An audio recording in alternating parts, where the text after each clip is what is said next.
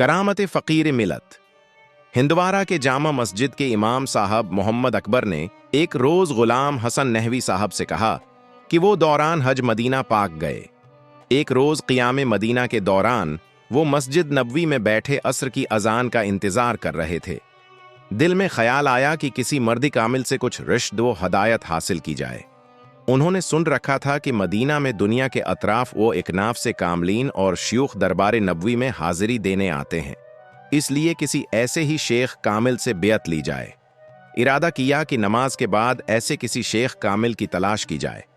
इतने में गर्मी के नतीजे में जरा सी ओंघ लगी तो क्या देखा कि हजरा खास के अंदर से मिरक साहब बाहर तशरीफ लाए।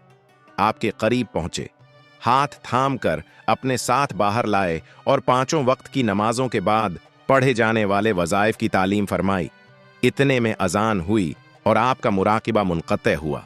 ये देखकर उन्होंने मदीना में शेख कामिल से मुलाकात का ख्याल तर्क किया और मुराकिबा से समझ लिया कि मीरक साहब ही दरबार नबूत से उनके पैर कामिल मुकर्रर हुए हैं। हज से वापसी पर जब वो मेरक साहब की खिदमत में हाजिर हुए तो उन्होंने अपने मुराक़बा का हाल सुनाया।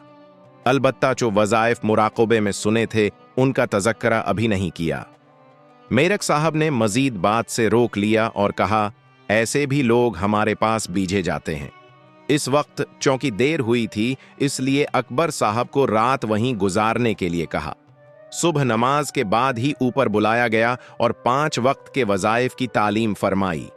अकबर साहब ने मुझसे कहा कि उन्हें सख्त हैरत हुई कि जो वजीफा जिस वक्त और जितनी तादाद में वहां मुराकबे के दौरान फरमाया गया था वही हो बहो यहां भी अरशाद किया।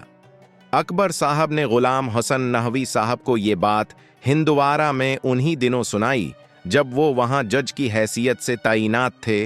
वाह, क्या शान है मीरक साहब की।